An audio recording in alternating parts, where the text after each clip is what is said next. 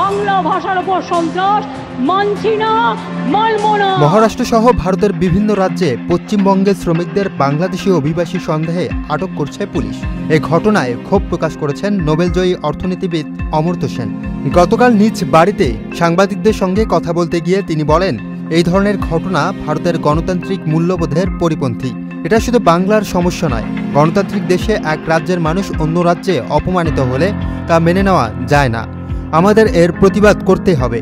অমর্ত্য সেন আরও বলেন, ভারতের প্রতিটি নাগরিকদের দেশের সব অঞ্চলে সমান অধিকার আছে। বাংলা ভাষার ঐতিহাসিক গুরুত্বের কথাও উল্লেখ করে তিনি বলেন, ভাষার প্রতি অবমাননা বন্ধ হওয়া উচিত।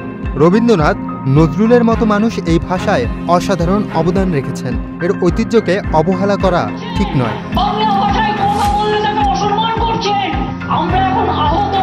এদিকে পশ্চিমবঙ্গের মুখ্যমন্ত্রী মমতা বন্দ্যোপাধ্যায় অভিযোগ করেছেন, বিজেপির রাজনৈতিক স্বার্থে বাংলাভাষী মানুষের বাংলাদেশী হিসাবে চিহ্নিত করছে।